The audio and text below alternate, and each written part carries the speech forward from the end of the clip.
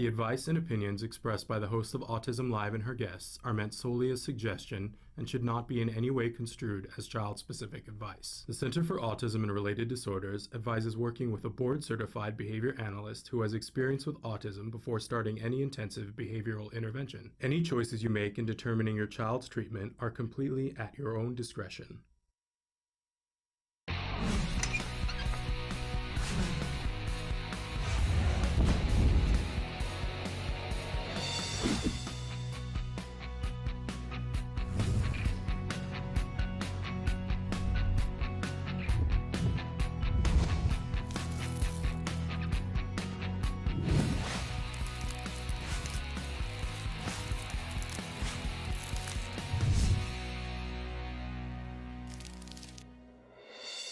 Good morning and welcome to Autism Live. I'm Shannon Penrod and we're coming to you live from the Warner Center in Woodland Hills, California. This is the home for Autism Live. It is also the home for the Center for Autism and Related Disorders. Thrilled to be here with you on this Thursday morning. I have to start out by saying that all of you who wrote in with concerns about my health, I just want to say how appreciated it was. And believe me, I'm taking care of business, feeling a little bit better, and fingers crossed, gonna be feeling a lot better. I gotta get it together here, right? If you guys are noticing it, that I haven't been well very much lately, then it's certainly, I'm listening. You know what I always say to you guys, we got to take care of ourselves, right? So thank you for saying it back to me. Sometimes that's what you got to do as a friend, right? But I am feeling better today, and hopefully there won't be any coughing breaks. I should knock on some wood for that. But thrilled to be here with you this morning. We have such an amazing big show for you that we're going to rearrange things a little bit because it's that big of a show for you. I'm so excited, though, to be here with you this morning and have this forum in which to talk with you, because this entire program is meant to be interactive. In fact, Samantha's going to show you some of the different ways that you can be talking with us. You know that we have a homepage, and you can always visit that. That's autism-live.com. Lots of other places you can go and visit, lots of other ways that you can watch the show or communicate with us, but I do like to bring up the homepage only because when you're on there, there's so many things to do that you can access there. You can watch the live show. You can watch the most recently recorded live show. In fact, you can watch the most recently recorded 100 shows. They move down in the playlist, so 100 of the most recent shows. You can also interact. There's something called a live feature that's just to the side of where you can watch the show. Totally free, totally anonymous, which I like, because if you're commenting on YouTube or commenting on Facebook, of course, other viewers get to see your comment and they get to see who made the comment. Sometimes that's great, right? And I see you guys making friends and getting, information from each other, swapping resources. I absolutely love that. But sometimes you don't want to put your business out there on the streets, right? Sometimes you need to be able to ask a question and not have anybody know who you are. Well, if you need to do that, or if you're interested in doing that, the live feature always gives you that anonymity. It doesn't allow us to show your personal information at all. So you can write in there, it's free, there's no username, there's no login, there's no password. You just put your cursor where it says your question, you type and hit enter, and it shows up on my screen, and you and I can have a conversation in almost real time. So I appreciate everything that you guys have written in and said, and the birthday wishes for my son, who's turning 14 on Monday. Today is the last day of junior high, and believe me, I got to go off on that in a little while if we have time, but it's so exciting. It's so exciting, and I couldn't be more grateful, but the time just flies by. And in fact, that's the next thing that I want to talk about, because, normally in the morning, after I remind you guys that we have experts on the show and that I'm not one of them, that I'm a mom and I'm a former teacher, and that I care deeply about your journey, whatever it is, whether you're a parent, a teacher, a practitioner, or an individual who's on the autism spectrum, I truly want to help you to get to the resources that are right for you. I feel so blessed that in our lives, we managed to and continue to manage to find resources and good people to help my son to make the progress that he wants to make, that's meaningful to him and that he deserves, that he has a right to. And that whoever it is in your life that is on the autism spectrum, I believe that they have that same right. And I just want to be able to be like a telephone, old-fashioned telephone operator to hook you up to resources that are going to be meaningful to you. Not necessarily the same resources that were meaningful to me or to my son, but what's right for you and the people in your family. But not an expert, just somebody who cares passionately, right? Okay, so after that's all taken care of, and that I remind you, si se puede, we can do this. We can do this. People are doing this. If you aren't inspired, thank you for being here. Take a piece of the hope that we have to offer. Be inspired, because you can do this. You know why you can do this? Because you have people who are behind you, who are willing to hold your hand. We're all in this together, right? And when you get better and your kid gets better and you get resources and your kid get resources, we all get lifted up.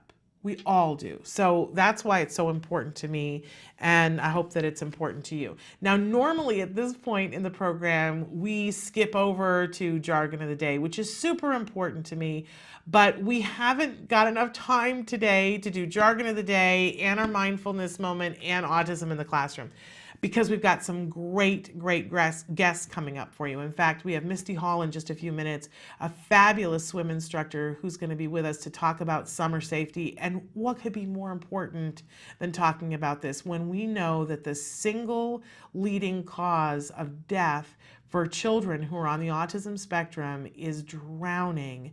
This is as real as it gets, right? We have to talk about how to be safe and what to do. So Misty's going to be here to talk about that with us and give some suggestions to you about how you can find resources in your community that will help you to get good swim lessons that are right for kids who are on the autism spectrum. Then we've got Bonnie Yates coming up, and she does our legal segment, and we're going to talk about what we do for discipline. It's the subject. She said we're going to take it on today, so I'm really excited about that. And then we're spending some good solid time towards the end of the show with Emily Island and her son Tom Island.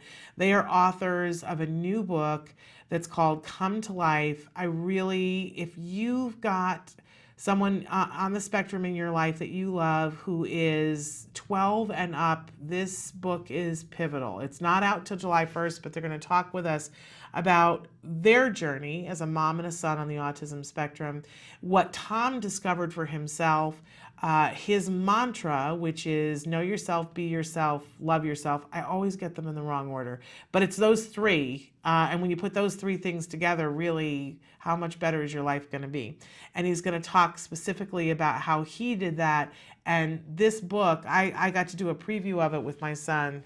This is good stuff, you guys. Really, really good stuff. So all of that's coming up. Normally we would go right to the jargon right now, but there is no time. And since for so many weeks we've said, oh, there's no time for autism in the classroom, we're flipping it this week. And there's no time for jargon because we're going to do autism in the classroom instead. All right, because I promised yesterday that you guys have probably heard of something that's called the summer slide.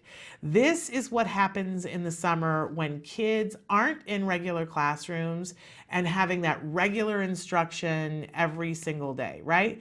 They might have a special summer day class that's a half day, but it's not as long, it's not as many hours as they would get during the typical school year. And some kids don't have any summer school at all. In fact, the vast majority of kids that are neurotypical don't get summer school. Sometimes they get a camp, if they're lucky, if their parents have funding, other times not. And there's this phenomenon that occurs where kids lose ground. Teachers call it the summer slide. In fact, it's so real that when they come back to school in the fall, usually the first 8 weeks is devoted to review of everything that was done in the previous school year to get kids ready after 8 weeks to take on the curriculum for the current year for the school that they're in. That's in a typical classroom with neurotypical kids. So for our kiddos that are on the autism spectrum who maybe are behind in an area or two that they're trying desperately to catch up, this is an ideal time to take advantage of. Because while the other kids are having the slide, if our kids can not only maintain but move ahead, sometimes they meet where they were behind and sometimes they surpass. Ooh, it gets exciting. So we have, for the next couple of weeks, put together my list of my favorites for how to prevent summer slide. And really quickly, I'm going to go through what the 5 things are, but then we're really going to delve into number 1 for just a minute here. So the first thing for summer slide is to read. Boy, and you know, when we talk about these things, we're going to talk about how you can tailor it to wherever your child is now. But wherever your child is, reading to a child is fundamental, right? We've heard that forever. Read to them, or have them read to you, or have them read on their own. We have tips for how to do all of those things, but reading opens the world. If you have a child who doesn't yet love to be read to, oh my gosh, we're going to talk about that in just a second. So for our 5 summer slide things, we're going to read. We're going to write. I've lost my list. I have it here. We're going to read. We're going to write. We're going to draw. We're going to build. And we're going to splash. Doesn't that sound like fun? Read, write, build, draw, and splash. So number 1, reading.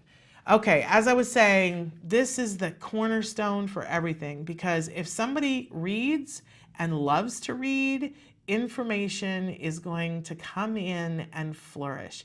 If you worry about creativity, if you worry about flexibility, it all comes together with reading. If you worry about perspective taking, reading is great for all of these things, and it will serve them in every single subject that they have in school. So, as I said, if you've got a small child who doesn't yet love to be read to, it's time to flip that equation. Give them something to hold on to while you're reading, and make the reading interactive. I've said before on the show that I love Usborne books because they have that little duck that is on every single page, and you have to find the duck. Well, I encourage you to get at least one Usborne book, because they're great, great books, and you'll see what the duck works. The child sees how the duck works. You read the page, then you say, where's the duck? And they have to find the duck on the page. It keeps them engaged while you're turning pages and other things are happening. But once you know how to do an Usborne book, you can turn any book into this kind of a book. I can't tell you how much fun my son and I used to have finding something in the book that was the running theme, like, where's the dog? Do you see the dish? You know, spot that. Well, you're working on labels, but you're keeping them engaged. And don't be afraid to ask questions. Don't be afraid to get silly. Don't be afraid to take on characters, to set mood, to have different voices, to use puppets, to use their toys. I want to do a whole class on how to read to a small child at some point on this show, because it can be the most fun thing. If you become a puppet theater, I guarantee you, your child will come and be like, tell me a story. And once you get to that point, think about how different kindergarten is and sitting in circle time if the child loves to be told a story. This really is a recipe for success. Now, if you've got a child that's older and you're like, you know, we're past the age of doing that, but they're supposed to be reading independently and they don't want to. Well, that's something to be worked up to. If you start reading to a child, and I always say in the summer, pick a book to read with your child, no matter what their age. If you've got a 21-year-old, pick a book to read side by side with them. And you literally can sit there side by side and turn the page when they turn the page. So you know what they're reading and you can discuss it. You go to a bookstore and buy a paperback, then get 2 copies. Make sure that the book is something that they want to read, because if it's not something that gets them, it's all going to be over. Every generation has a different book that really grabs certain individuals. Boys tend to have a harder time getting excited about reading, but that's just because we haven't given them the right book yet. I remember probably 15 years ago, the book was Holes. And we all used to say as teachers, if you've got a boy in your class who doesn't like to read, give them the book Holes. Then the movie came out and nobody wanted to read the book anymore because everybody'd rather watch the movie. But ask around, go to the bookstore and say, what's the book that nobody can put down right now? See if it's a title, if it's got a subject matter that your kid would be interested. Take them to the bookstore. Look at books. Open up and read the first page, the first chapter in the store before you buy it to see if they want more. If at the end of the first chapter they say, I want to know what happens, you've got the right book. It's got to be something that fulfills something for them. Get excited about it. Talk about with them. Model the behavior of reading. Summer is a great time to read. This summer, I'm so excited because every summer we pick a book to read in some way with my son. And this, finally, I've been waiting forever, is the summer of Huckleberry Finn. I'm so, so excited. If we have time, it will be the summer of To Kill a Mockingbird as well. So, but it is the summer of Huckleberry Finn. I could have done it earlier. I was going to do it earlier, but there are many levels to Huckleberry Finn, and I'm excited that this is the summer that I think he is really at a point where he's going to fully get the impact of Huckleberry Finn. All right. They're telling me that I've taken enough time on this, but reading. Reading is a beautiful gift to give to your child. And don't get caught up in, you know, if your child still wants to read with picture books and they're 18, you know what? I don't care. I always say read a little bit above where they are. So if they're at reading picture books, great. Get a graphic novel and have them read that. If you are at a point where you really don't want them to be reading picture books, start with the Geronimo Stilton books, where you'll go through and they have different levels of print and they'll have pictures for some things, but it really helps to build reading comprehension. Don't go too far above their reading level, but don't go below, maybe just a smidge above their reading level, and make sure that it's something exciting. You will see that it will serve your child in so many ways. It'll prevent summer slide, and it will make all kinds of things possible in their lives. Reading, it's fundamental. Fundamental. Okay, we don't have more time than that. And I was going to also try to do the mindfulness moment, but we'll see if we can squeeze that in later. But we want to take a break because we've got Melissa Lake who's going to be joining us to talk about swim safety in the summer. This is important. Stick with us.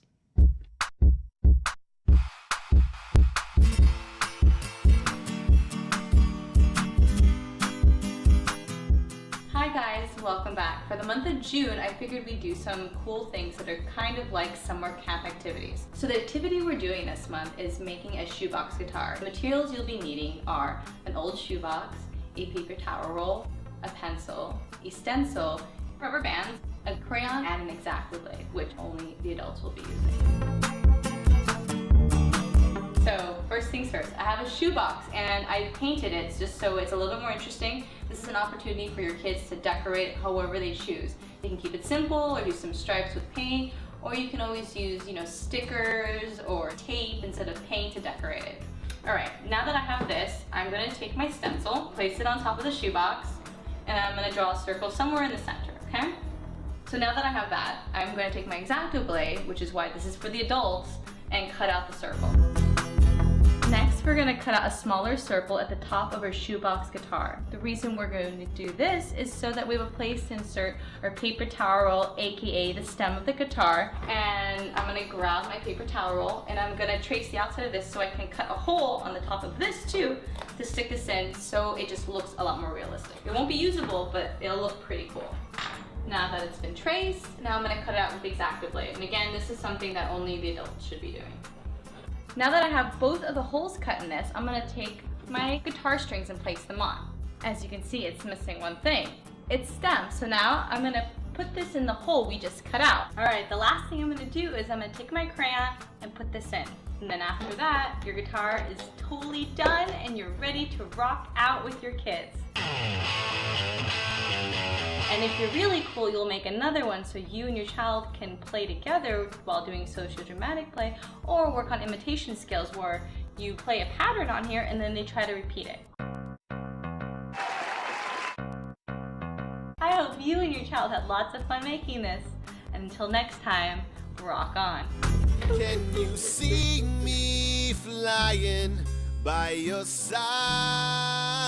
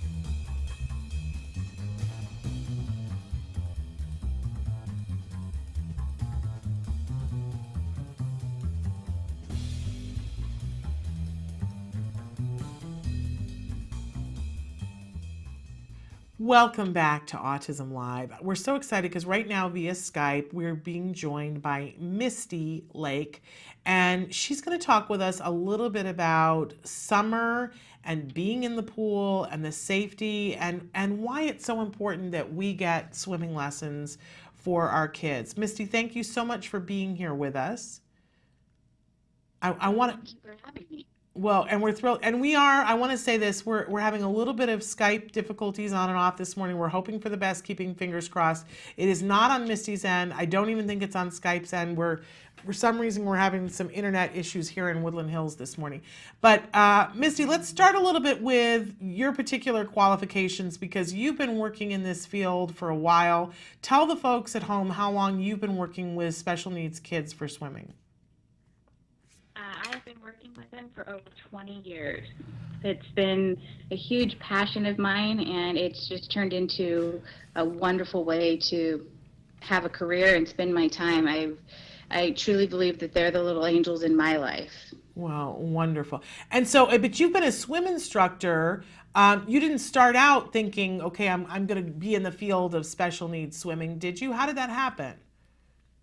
No, actually, a couple years into teaching, I wanted to get into some volunteer work. I've always loved it, and I was in school at Arizona State, and I called up Special Olympics in Arizona, and instead of, for that whatever reason, instead of them having me be a day of volunteer, they actually put me right onto the state games committee. So for the entire state of Arizona for Special Olympics, and I did a summer event that did not involve swimming, and by the time we were done with that event, they automatically asked me if I would be the director for the entire state. And I did that for probably about 10 years and even traveled back once I moved to California to keep doing it. I'm not really sure. I think it just fell into the right place. I'm not sure how they came to the conclusion. I think I was 22, and they put me in charge of it, and I had over 500 swimmers every year and just absolutely fell in love with it and wanted to learn more and more and more.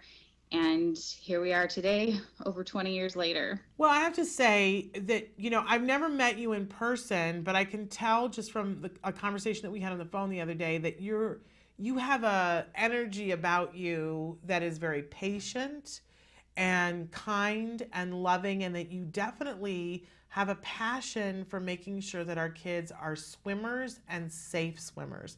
And that's really what I want you to talk about is why is it so essential that our kids become swimmers and safe swimmers? Well, I do. I absolutely have a passion for this. And like I said, I think that these are my angels in my life. They turn my day around and make my day happier. And I think anybody who gets some time to spend with them will find the same thing. But for swimming, we know that those on the spectrum have a tendency to flee towards water. Most of them are little escape artists, and so teaching them to swim is huge. Another thing is that underwater, it's very quiet for them. So those that have the sensory issues where loud noises or all the background noises can get to them, they tend to like to go underwater because it's quiet. There's a sense of peace to them. And so if they flee towards water, most of the time you will find them underwater and trying to stay under there as long as possible. As well as the ones that don't have a sense of fear or pain, they're not going to realize that that's not where they can stay. So if by teaching them to swim and getting them in the water and teaching them the safety, especially in their own pools and the pools in their neighborhoods, things like that, it's a huge benefit to them because they can learn so much. As well as it also does a lot of, I hate to use the word therapy because we're not therapists, but just more mental therapy for them, where it can give them a calming feeling and give them something to look forward to and something new for them to learn. And they absolutely can learn to swim. Yeah, and the vast majority of our kids that are on the autism spectrum, as you were saying, love the water. They want to be close to the water. They want to be in the water. I don't think that I've ever heard somebody before explain so eloquently, Misty, about the fact that that it's quiet under the water. I know we've talked before in the past about the fact that water pushes against your skin, and sometimes our kids need that proprioceptual, I'm not even saying the word right, but you know what I mean, the pressure, that they like the feel of the pressure. But I'd never thought before about the quiet. And you will see often that there are kiddos who are in the pool who there's one aspect of it or the other that they find really reinforcing. They want to be in the pool. But how do you then, occasionally I'm sure you get a kid who's afraid of the water, right? Yes. Yes. And are you able to overcome that as well? Yes, absolutely. The ones that are afraid, typically what a parent's going to do is they're going to try to pull them out and say, oh, they're not ready, or, oh, this is too hard for you. And no, it's not. No, it's not. And to be honest, for me, I actually enjoy the presented challenge. It gives me something new to work with. It's not the everyday average, but the majority do like to go in. The ones that don't, you can get them in. It just, in a sense, needs to be on their terms, and not completely, but we do a lot with social stories, teaching them, about the things they're going to have to go through to get from the parking lot to the pool, and when they get in the pool. And it's a new environment. It's a sensory thing for them, and teaching them what it's like. So there's been lessons too that the first day that maybe we only get their feet in or a couple fingers.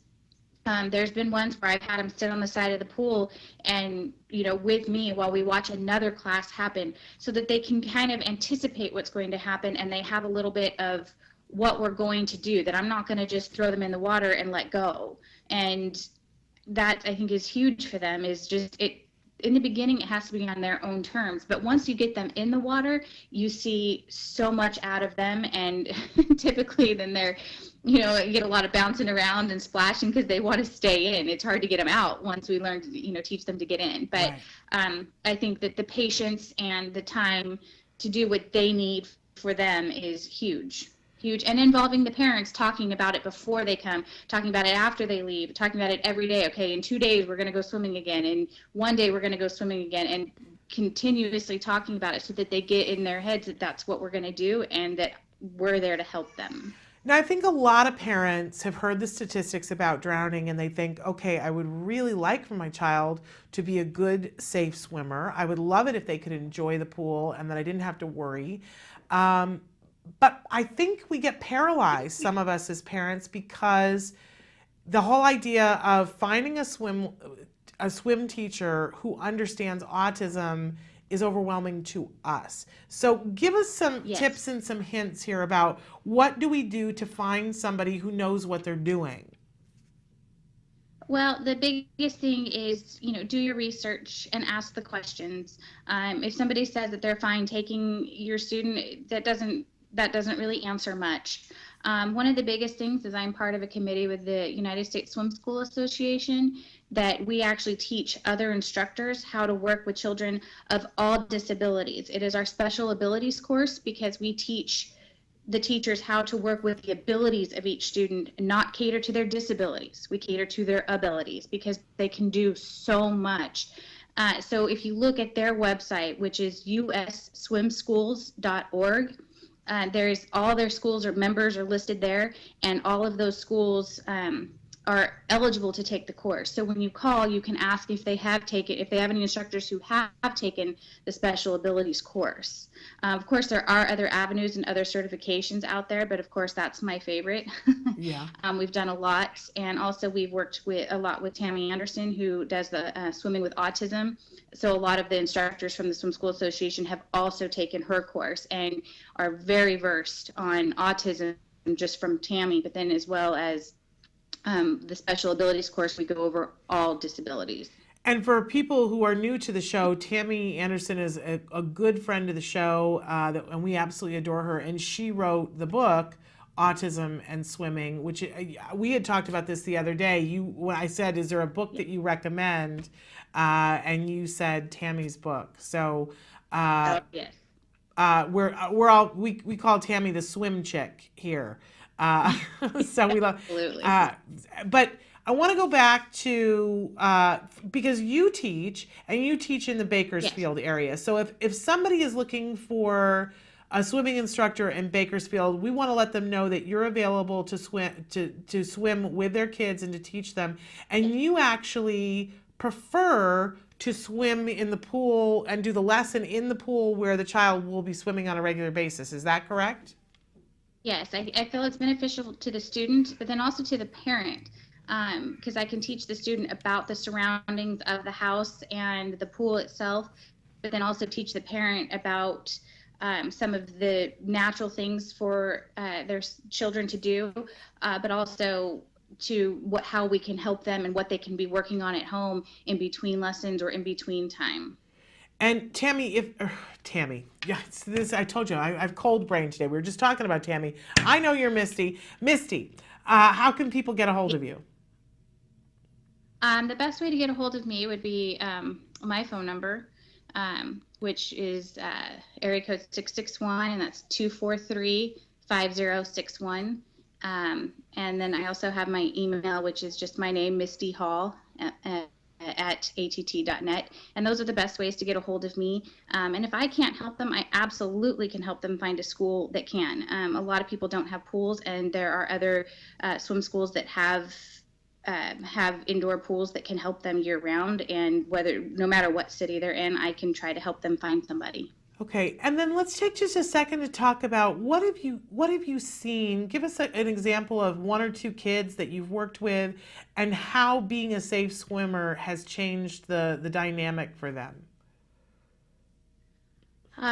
Some of the most extreme ones have, by far been my favorites, and getting them in the water and giving them that release, but then also teaching them to float. Some of them we've taught to even, wearing a life vest so that it's not something, sometimes they like the pressure, but sometimes they don't want to wear an extra device. So if we teach them how to wear a life vest, parents can feel that a little bit more freedom to go to the lake and things like that. They can turn over and float on their back and be a little bit safer. They're never going to be safe. But then also working with them to have that feeling of going underwater, but knowing that they have to come back up. They have to learn to come back up. How to safely enter the water. They don't just charge towards the pool and jump right in. They need to walk in, or they need to sit down and get in very carefully, and also how to get out. Those are huge things for any child, but especially those on the spectrum, because they tend to just get excited and just want to go jump right in and don't know to come back up. And so those are the huge things. It's just those safety features of getting them into those natural surroundings. And do you feel like it's safe to say that you can teach that to pretty much any child, no matter what their skill level is? I believe so. I absolutely do. I'm not going to tell you a timeline on it, right, but I believe that any child can learn it. Yes, absolutely.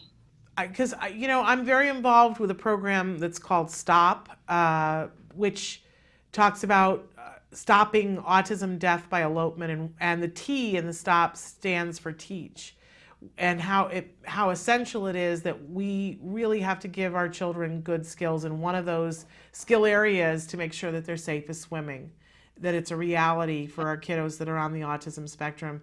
And I have a good friend who's a doctor who says to parents, I want you to imagine your child looking directly into your face and saying, at some point, I am going to run away from you and I'm going to run towards water. And if your child could look at you and say that to you, what would you do to prepare? And that whatever that is, that we should all be doing it. Because we know that over 50% of our kids do elope, and we know that they're drawn to water. I don't think that it's, I would never say to somebody, well, just learning how to swim is the entire answer to that, but it's a big component of it. And when you think about what the other benefits are, it's a no-brainer, because it will help them socialize. It gives them good physical fitness. It is a wonderful sensory tool for them. It's a great thing.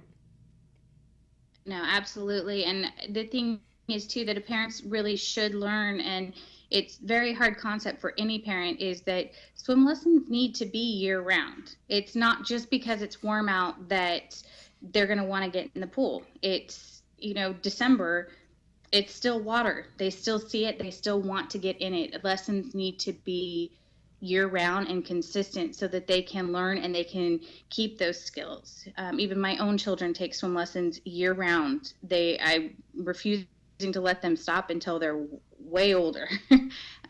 All children should. And so that's part of it too, with the United States Swim School Association and learning where these schools are and getting involved with them and staying involved with them. That's a really good point that I don't often think about. Thank you so much for saying that. And is there an age at which you think is ideal for starting swim lessons? To be honest, any child over 6 weeks. Okay. And the main reason for that is their 6-week checkup with the doctor, just to see if there's anything major with the musculoskeletal system. But other than that, any child 6 weeks and up, I recommend. My own children were in at 4 weeks. There you go. Amazing. Well, I'm really glad to know you, and I'm excited for all the families in Bakersfield that are going to get an opportunity to get to know you and work with you and get their kids to be safe swimmers. And we really want to encourage everybody out there to find a program that is good for their kids on the autism spectrum using some of the different tips that you've given us today. Thank you so much for being here with us, Misty. Thank you for having me. All right, you have a good weekend. Thanks, you too. Bye-bye. Bye-bye. Super duper important.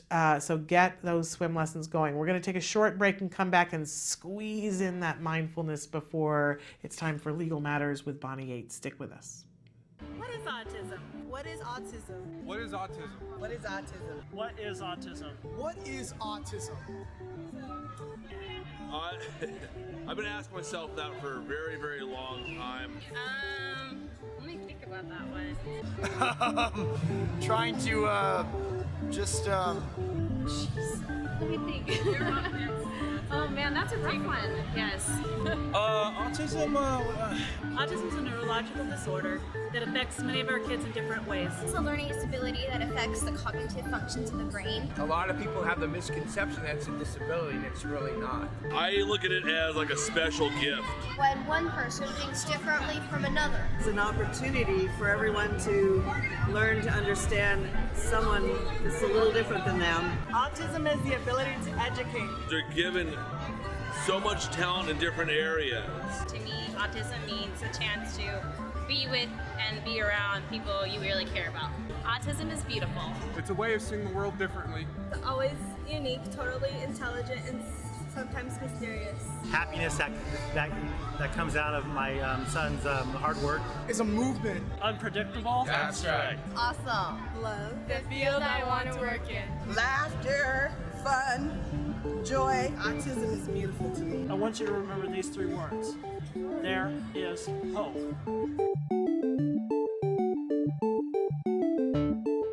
Welcome back to Autism Live. You know that we love to give you on Thursday a quick mindfulness moment. And for today, because I love words so much, I want to talk a little bit about accepting the offer. I had an epiphany a couple of years ago when somebody was talking about the word bait, to bait someone, and that the origin of the word to bait was to offer. And that when somebody is baiting you, what they're doing is they're offering you something and you have a choice. Do you want to take it or not take it? So much in life is that exactly, that there is an offer in the moment. The offer is, would you like to be stressed? Would you like to be upset? Would you like to be unhappy? Would you like to be healthy? Would you like to, run yourself down to the point where you're constantly getting colds? Pick me. Right? That everything is an offer, and that so often we tend to think that everything is being put on us. Well, see, the cough is going to remind me. I have to listen to my own advice. That I have to do this. Well, this has to happen. Well, I had to, and we language things that way. But when we get into a place of mindfulness and think about what we're choosing to do, what offer we accepted, that, it's not even about saying, well, you coulda, woulda, shoulda, right? It's not that. It's about being in the moment and saying, what's happening right now? What am I being offered? What am I saying yes to? What would I like to say yes to? And that we have that ability to stop and do a 10-second checkup on anything at any moment. We're not in the habit of it, so a lot of us don't do it on a regular basis. But the next time that you are in a moment where you feel deluged, where you're just really overwhelmed, of taking a moment and saying, what's being offered here? And usually there's more than one thing being offered.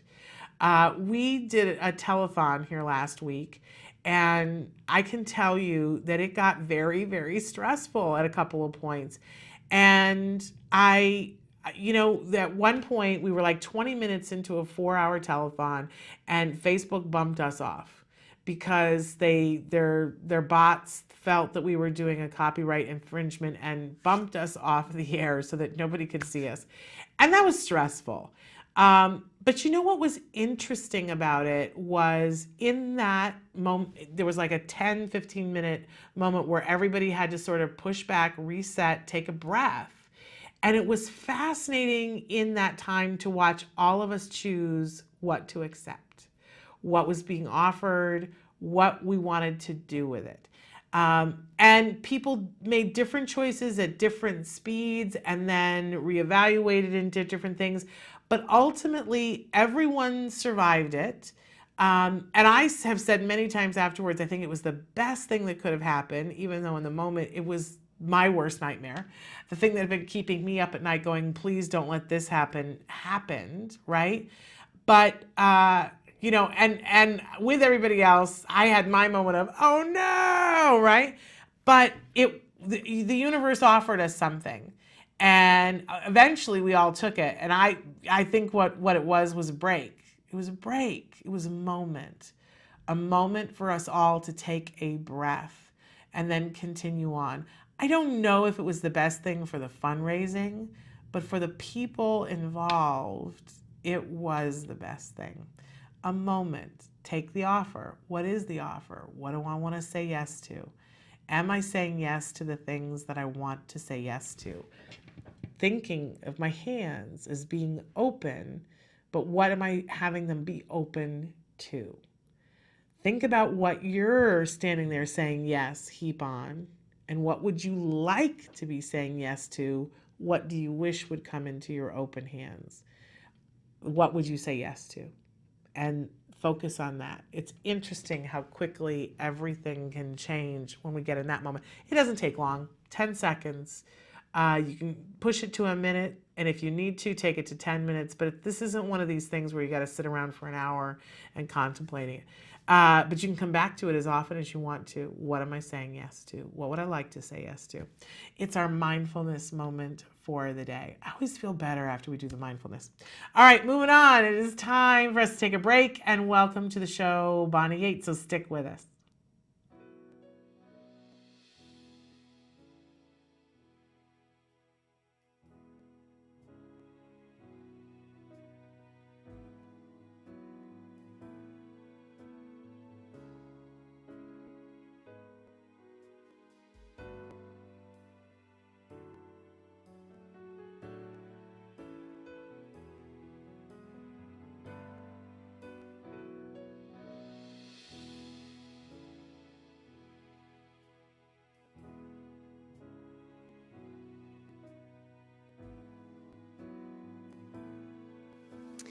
Being part of this community is really important to a mom with a son like Jackson, because it really does take a village, and you need so much support, to help bring out all of the amazing qualities and skills and talents that our children have. So I'm just very grateful to everybody who was a part of this.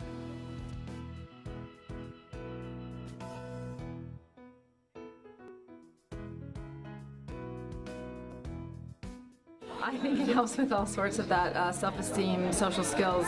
They seem to communicate a little bit with each other, and they had a lot of friends. The helpers were phenomenal, and I think the social skills for sure, because they worked together and they did a couple of group things across the floor, and they sang songs together, and I yeah, for sure, I think it's a really huge deal. A great program.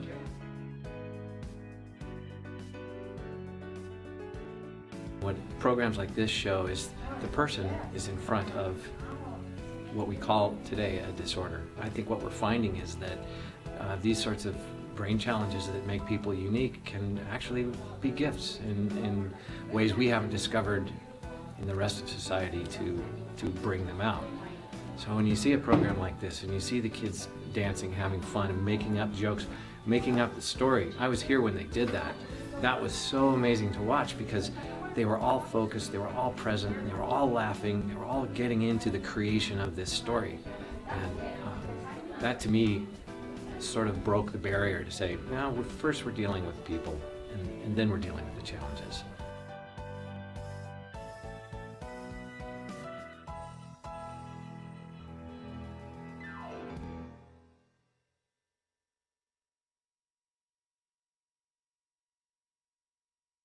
Welcome back to Autism Live. I'm a lucky person because now I get to welcome one of my favorite people on the planet back to the show. She's put up with us as we've, canceled and moved things around and given her last minute notice on things, but she's amazing that way. Bonnie Yates, she's a special education attorney, and she's here with us to talk about legal matters and answer your questions.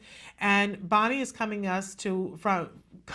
us not this morning from the law firm of Hirji and Chow, but symbolically from the law firm of Hirji and Chow. The sister city of Hirji and Chow. Well, you're still with the firm. I want to be clear about that. And they've given you leave to spend some time with us, but you're not coming from their offices right now. You're coming Not today because I have another IEP meeting. Yay! So I will be rushing off to that when we get done. All righty then. I'm so sorry. Go ahead. No, I said anyway, we've got lots of good stuff to talk about this morning.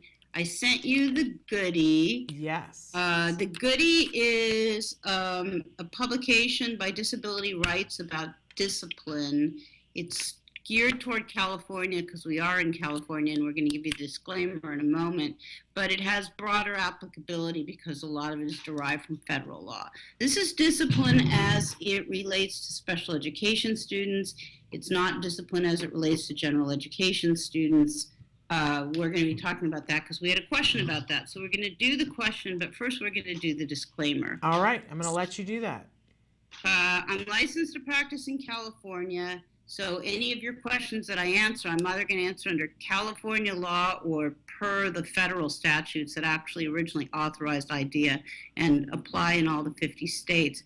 If you have a specific problem and you need more specific advice, I've been telling people about COPA, www.copaa.net if you're in a different state, because I'm happy to advise you if you live in California, but if you're outside of California, COPA is a way to find a reputable special ed attorney.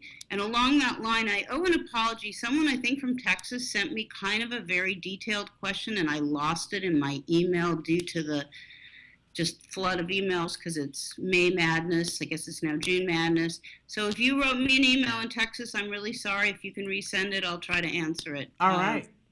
And it was actually an interesting question because one of the things he was asking, if I'm remembering correctly, was what kind of discretion does a principal or a superintendent have in applying or imposing discipline?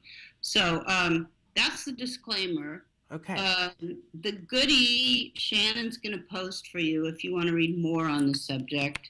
And then I decided I was going to start off with a little war story, a little fun war story. Okay. And then we'll talk about discipline. This story involves me applying discipline to school administrators and how much they didn't like it. So she doesn't mind if I talk about her on the air. So my sister, Marianne, my beloved sister, has a child with a disability, and he has had and has been lucky to have a CARD behavior therapist both at home and in the classroom. Needless to say, the CARD agency would not have been the first choice of the school district, but they were kind of stuck with it for reasons that we could talk about another time. So unbeknownst to Marianne, the supervisor in her district I didn't say what district she is, right? I don't Right. want to do No. because I No, don't you've want not said which to district. accuse anybody on the air. Right. Anyway, so she went to her district. Let me back up. Her district went to the supervisor of her behavioral program and said, you are not allowed to communicate with the parents directly.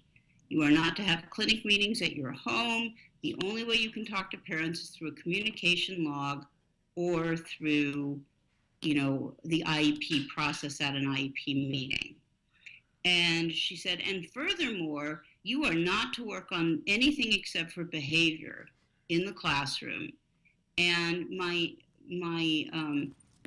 nephew is like very conscientious about not wanting to appear different, and he never has any behaviors in the classroom. He does, however, have academic challenges, particularly in math. And so lo and behold, it's April and my sister gets an email telling her that he's getting a D in math. So she's pretty upset about this because nobody knows anything about why he's getting this D. And then she finds out from the supervisor that they've been asked to stand back all year and haven't been able to work with him at all on academics. So this was a situation in which I had to get very aggressive at the IEP meeting. And it's not my preferred way of interacting with people, but it was necessary. And so when the behaviorist came in, the district behaviorist came in, I challenged her on this. I told her it was denial of parental participation to say that the parents could only communicate with the behavioral team in the way that the district had put forth. They said they had a policy. I made an immediate demand on the spot for them to produce that policy within 5 business days, which is what the Ed Code provides for. And then I said, and furthermore, you made him fail math by removing these supports without having an IEP team meeting to discuss whether that was appropriate. And then my sister, who's getting good at this, said, yeah, and furthermore, you didn't implement a lot of his accommodations. And we went through accommodation by accommodation and figured out what hadn't been implemented. You know what the district's response to all of this was? What? Aside from saying they had a policy, which will be, they said, D's aren't a big deal anymore. We consider D to be a passing grade. That's why nobody contacted you. So that's a little tale from the trenches about parental participation. There's gonna, I'm gonna get the policy and we'll see what it says. But what did appear to be happening was that by the end of the meeting, they had completely backed down from what they were supposedly going to do, which was replace the behavioral team with some kind of they claimed it would be somebody that could work on academics. I don't really know what that would mean. I do find that schools often respond to things and put a policy in place that has nothing to do often with what is the best educational choice. Well, I'm not even sure there's a policy in place. So let's get to the policy when we get to the policy. We could talk about it on the show. I think it'd be interesting. Yeah. But the other thing is that, to tell the parent, you cannot have any contact with this person, direct contact with this person who works with you not only at school, but also in the home, is just sort of laughable. Yeah. And they also had a case carrier on the case who was supposed to spend 20 minutes a week coordinating with staff and Eli and so on to make sure that everybody was working in concert. We said to her, how come you didn't say anything about the D? And she goes, well, so many kids get D's in algebra. I just didn't really think about it. So Wow. You gotta watch every step of the way. And what I said to my sister was, because we did have some dialogue also with one of his classroom teachers, I said, this is what happens because at the beginning of the year, you don't have a team meeting where each teacher that's going to work with you comes in and actually has to go through the exercise, which they will resist, but is necessary to understand what is the student's disability and what his accommodations and modifications and services are. Because, without that, how can they really implement the program? How could this math teacher implement algebra in a class of 35 students with no paraprofessional support, for the other kids? But the other thing I'm challenging, and I've wanted to do this for a long time, Shannon, we'll see where it goes, is they claim that the instructional staff from CARD can only work on behavior. And I said, well, there's behavior and behavior. There's behavior excesses, there's behavior deficits. He doesn't have behavior excesses. He has behavior deficits. He doesn't ask for help, for example, when another kid would because he's so afraid of standing out or whatever it is. But I said, CARD does not just work on behavior. In a pure environment where there's no politics, CARD has a whole program for working on academics for kids that have autism, that have academic challenges. And we had the supervisor talk a little bit about what that would look like. So I've been waiting to kind of move on this issue for years. So we'll see if we can get it. Well, I love that. That there's a whole school of thought, Bonnie, that says that there's behavior on the outside and behavior on the inside, which qualifies thinking as a behavior. Mm-hmm. So to separate and say, well, there's behavior stuff and then there's academic. Well, if thinking is behavior, then how can you separate the two? I would need some more explanation about that, but I think it's a very strained, well, let's put it this way. When you can only work on certain parts of the child, when really ABA corrects all the neurocognitive deficits that autism imposes, it's a really artificial divide. And so I want to start fighting back about it because as the kids get older, their needs change. And, my sister said, look, he really, really is proud that he stayed in general ed. He really, really doesn't want to be in a special ed math class, So we're having to do some, thinking too about how you include support for a person that's 14 years old. But that's a whole nother chapter. We're supposed to be talking about discipline. Well, should I read the question? You should. Okay, so the question that came in says, I live in Northern California and want to know about ed code and suspensions. Do districts have to apply the rule across the board, or is the determination up to the school if once deemed intentional, the ed code is applicable? I want to know because I have seen some schools suspend special ed students and others not. I also want to know if a BPIP covers this if deemed a part of manifestation of condition. And if so, can and should they be suspended? I need clarification here because it seems to me all kids with aggressive behavior would be suspended daily. And I think this mom has a much better understanding of the jargon than I do, but what it gets down, and help me if I'm wrong here, Bonnie, but I struggle with this all the time, is that if, schools get so affronted and say, oh, well, the kid hit somebody, but if the kid has a BIP for hitting, can the student still be suspended? If there is a documented disability and there is a behavior that's part of it. Suspended, yeah. Expelled, probably not, and we'll get to that. I mean, the BPIP, I'm sure, assuming is the Behavior Intervention Plan. Yes. I'm not familiar with that acronym, but I think that's what she means. So why don't we just get into it and do as much as we can until we run out of time, and then, due process waits for the next time. We'll get there eventually. Okay. All right. Okay, so California Education Code 48900 is one of the pertinent sections that deals with, when a special education student can be disciplined for conduct that occurs in this, serious conduct that occurs in the classroom. There's a lot of categories. I'm just going to read them. We can talk about them later, but I'm just going to read them. First one, cause or threaten to cause physical injury to another person. 2, use of force except if it's in self-defense.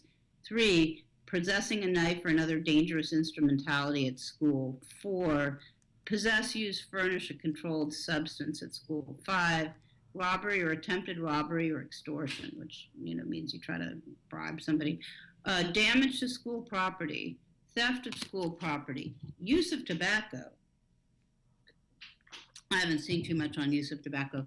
Committing an obscene act, which is interesting because I have a client that takes off his clothes at school. It's one of his behavioral issues. Dealing drug paraphernalia at school. Disrupting school authorities or willfully defying school authorities. Receiving stolen property. possession of an imitation firearm, in other words, a firearm that looks real even if it's fake, so you could, use it to intimidate people. Sexual assault, witness intimidation, bullying either in person or cyberbullying, hazing, sexual harassment, hate crimes, creating a hostile environment, and terroristic threats. So those are severe kinds of things to have happen at school. There are things that nobody wants to have happen at school. And so the education code is trying to, harmonize or balance safety as versus that a lot of people in special education have impulse control problems or don't understand the effect of their conduct or don't mean to be doing what they're doing, like the teenage boy that was obsessed with girls. He had autism, and so he would grab their backpack because he wanted to engage with them, but he was arrested for battery. Clearly he had no criminal intent, but anyway. So one of the first caveats is that school districts should not suspend or expel students to deal with truancy or tardies. There's a whole other process by which that gets dealt with. And the folks that wrote in asked about discretion. So the Education Code 48900, California Education Code, subsection small v, the superintendent may use alternative methods such as anger management as an alternative to suspension. So right there is, in most cases, discretion. Don't have to suspend. Suspension is appropriate only after other means of correction fail to bring about proper conduct. So there's an expectation that you would graduate, you would use progressive discipline rather than necessarily suspending in the first instance. Although for the first five that I named, the first five in the list, they can suspend for first offense on those if they need to, or if the person's presence causes a danger to persons or property or threatens to disrupt the educational process. So first of all, let's talk about what they're allowed to do as far as suspension in California. You're allowed to be suspended for no more than 10 days consecutively and no more than 20 days in a school year. If you get to that point, you're at your 10 days or your 20 days, it could be considered a change of placement, and so they have to do something about it.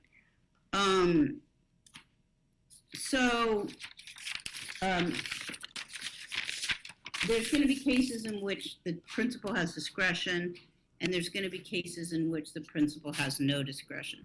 So there's discretion for physical injury, the possessing the knife, controlled substance, robbery, or assault.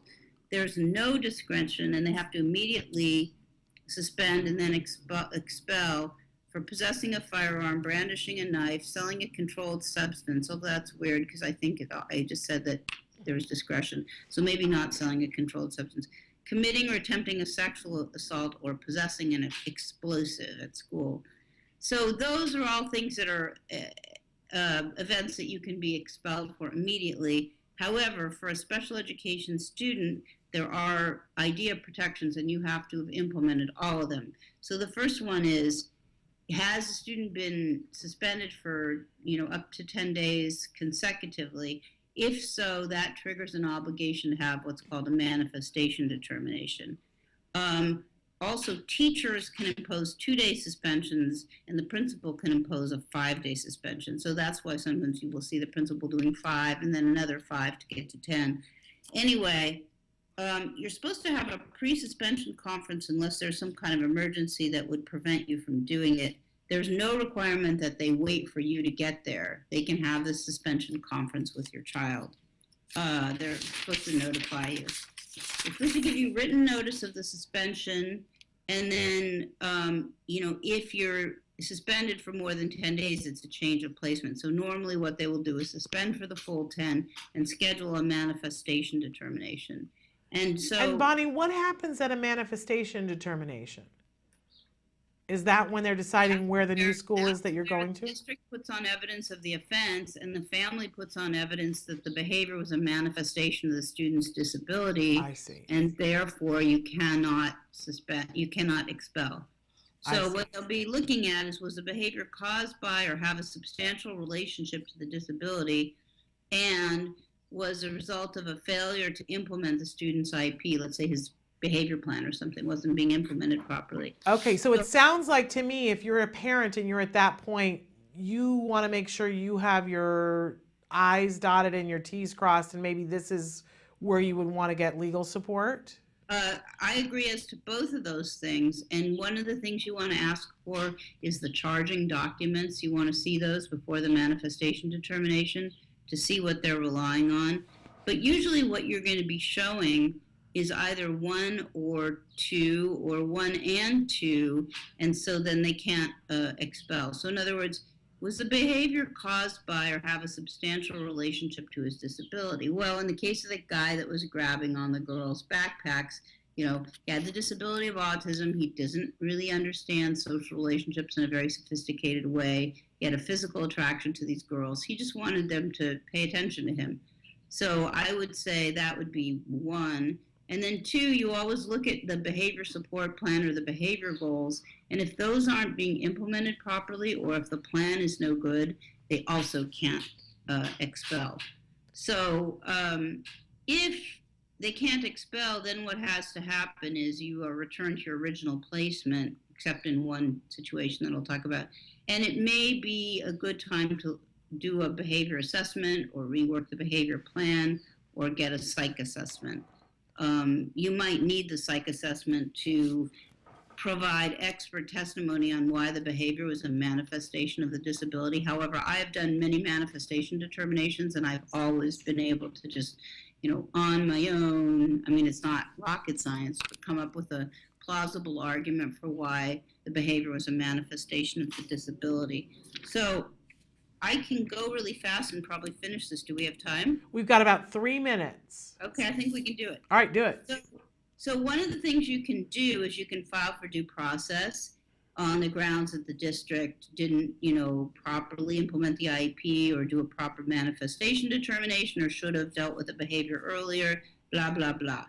And if you file for due process, that operates as a stay put. They can't move you, except there is one instance in which they can move you to a 45-day interim alternative setting. That's what it's called. And that's if you use or possess a weapon at school, possess, use, or sell drugs at school, or inflict great bodily injury on another. Then they can move you out of your classroom for 45 days without it being a violation of IDEA. It's not considered a change of placement. Now, in that situation, you're probably going to be filing for hearing, and it's important to know that you are entitled to an expedited hearing within 10 days of requesting it, and the decision must be rendered no more than 20 days from the date that you requested the hearing. So there is protection there to get this resolved. You're also entitled to go to mediation within 7 days of the request. Now, the district has some other backdoor stuff they can do. They can go into court and get an injunction to prevent the student from returning if they think his behavior is likely to result in injury to others. But otherwise, after 10 days of suspension, you're still entitled to a free appropriate public education, and they have to start educating you again. And then the other thing I wanted to say is that, principals or superintendents have the ability to stay expulsions and put you on probation, like school probation for a year. And if you have no errors at the end of the year, the probation is lifted and the expulsion is not implemented. Similarly, if you are expelled and you're put on probation, usually it's going to be the superintendent who has the choice of discretionary choice to readmit you or not.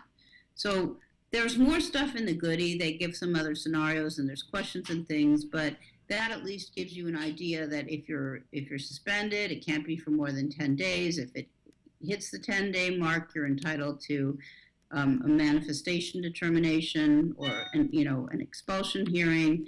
And at the manifestation determination, that if the district can't show that its IEP is proper and implemented properly and that the behavior is a manifestation of the disability, then the district's going to lose the hearing and all they would have really bought themselves would be some days without the student in the classroom. It's a lot. And I have to say, what this all brings up for me is if we don't have a decent BIP in place, then we've laid groundwork for bad things to happen to our child. Yeah. I see it abused a lot well, not a lot, but sometimes, like, if the district doesn't know what to do with the kid, rather than just hunkering down and paying for the expertise they need, they'll start suspending the kid. You know, if you see a kid that's having multiple suspensions in a school year, that's a pretty good indication that something isn't working too well, you know? Right. So, anyway. So all the more reason to make sure that we get a decent BIP in place from the beginning. Bonnie, you're amazing. We appreciate you so much, and we're learning so much from you. We're so grateful that you're here on a Thursday basis, and thank you for being patient with us. We're going to be taking off some shows over the next 2 months over summer. So I'd like to coordinate with you about what your summer schedule is so that we make the most of when you are here. Sounds good to me. All right, so I'll be in touch with you. But thank you, and have a wonderful weekend. You too. Bye-bye. Bye. All right, my friends, you heard it. Boy, all the more reason why we need to make sure that we have good BIPs in place. Something to be thinking about over the summer. The BIP is the Behavior Intervention Plan. It's the roadmap that says, here's what's scientifically proven to be effective. These are the strategies we're going to use when this behavior occurs, and when it's attached to the IP, it's part of that legal document.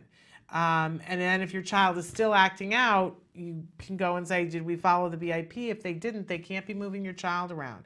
So there we have it. We're going to take a break, and when we come back, we are welcoming in the studio Emily Island and Tom Island. They are a mother-son team that have written a new book, Come to Life, that honestly, I start with the word amazing. I think you're really going to enjoy it. So stick with us. Back after these messages. Hi, I'm Yvonne Johansson, and this is My Little House. My Little House is an interactive, multi-sensory educational felt toy that I invented to help develop children's language skills. I love My Little House. I've been working as a speech therapist for over 20 years. I have spent my entire career working with young children. I work with children with language delays, and I have many children with significant cognitive disabilities and children on the autism spectrum. It has been a constant challenge finding toys that are fun, educational, and actually engage my students. In every preschool, since I've been a young therapist, we carry on these felt boards. Kids love them because they're soft and they're fluffy, and there's usually these little pieces that attach to these boards because felt sticks onto felt. You bring them into the activity because they're putting a piece on the board. So it's almost kind of like magic. So then I just thought, wouldn't it be great if I could just take this one-dimensional board and make it into an actual three-dimensional toy? How cool would that be?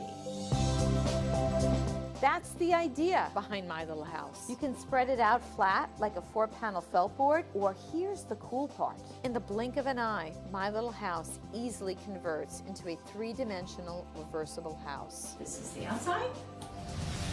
This is the inside. My Little House comes with 36 felt cutout pieces that match outlines in 8 colorful rooms. And they're felt, so they stick. Each piece inside My Little House has been placed with purpose. For instance, in the kitchen, whole, half, under, on top, inside, big, bigger, and biggest, empty and full, circle, triangle, inside, outside. Really cool thing, I have a nonprofit, Lecotech. They are the folks that put out the Differently Abled Guide for Toys R Us. They've been doing it for 25 years. They gave me their seal of approval as a toy that they feel is a toy with purpose, and that will make a difference. But My Little House isn't just for kids on the spectrum or with significant disorders. It's also for typically developing 2 to 5-year-olds. It's a fun toy. Oh, this is so soft. That piece goes up. Recently, I took my little house to the American Speech and Hearing Association convention in Philadelphia, and the response from my peers was overwhelming. Hundreds of therapists, teachers, and heads of school districts wanted to order them. It was real validation for me that this truly is a toy that needs to get out there. Hi, I'm Shannon Penrod. I'm a proud autism mom, I'm a former educator, and I am the host of Autism Live. And as all three of those things, I want to recommend to you My Little House. This is one of the smartest toys I have ever seen for teaching language to kids who have emerging language. Whether they're on the autism spectrum or completely neurotypical, it's a great, fun, reinforcing toy, but it's especially great for our kids that are on the autism spectrum because it makes learning fun and it makes it tactile. They have these felt shapes and they get to match them up. And I'm telling you, even the adults love to play with this. We loved this toy so much that we wanted to be able to bring it to you at a great discount. So right now, if you will go to www.smartfelttoys, and when you get to the coupon code, put in a-live.com, you'll get $5 off. Isn't that great? So I want to encourage you, go and get My Little House for all the kiddos in your life.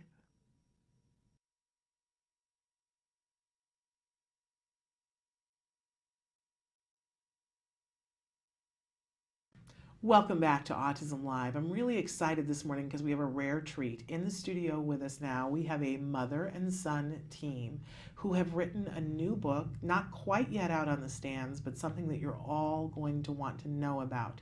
If not now, very soon in your future. This book is called Come to Life, and the subtitle, I'm going to ask Emily Island, or actually I'm going to ask Tom. Tom, what's the subtitle? This is called Come to Life, Your Guide to Self-Discovery. And I've sort of given it away that who I'm here with, Tom Island and Emily Island. And we've had you both on the show before in a couple of different ways. You're an amazing team of inspirational folks. A mom who was Johnny on it and really made a huge difference in your community and has continued to make a difference in the bigger community. And Tom, you are a speaker who is out there tearing it up and letting people know that having autism is something that can be a plus in your life and something that you can move through and come to an understanding of and be able to help other people. You've, as I said, you've been speaking, but now you've joined your mom to write this amazing book. Tell us again the title. Come to Life, Your Guide to Self-Discovery. Okay. Now, I've had a little bit of an opportunity to get a pre-look at this book and to go through some of the exercises with my son, and I was saying to them before the break, it's amazing. This is a book that everybody needs to have. If you've got a teenager or somebody who's about to be a teen or older on the autism spectrum, if you've been thinking, I don't know how to broach subjects, I don't know how to help my child, this is the manual. And it's fun and exciting. And I thought that my son was not going to want to participate in it. He even said, I don't want to know about this. I don't want to do it. But we got down to do one of the exercises, and it really, I can tell you, it's changed everything. Wow. It changed how he looked at me. It changed how I looked at him. I think it changed how he looked at the future. And that's just one of countless exercises that are in the book. So talk to us, guys. First of all, when is the book available? It should be published July 1st. Okay. And it's going to be available at thomasisland.com. Okay. We're going to start with our own distribution. But it's going to be printed in Porterville by youth with disabilities, youth in a work program who are learning job skills. They're actually manufacturing the book. You are so good about doing that, making sure that your time and energies involve people that are on the autism spectrum, because you're that kind of a mom. We appreciate that. This is the first time that you guys have written a book together, is that correct? Yes. And so whose idea was it first to write this? Was it your idea, Tom, or was it Mom's idea? A little bit of both of us. It started with me creating my mantra, know yourself, love yourself, be yourself. When she asked me, if you could tell people with autism one thing, what would it be?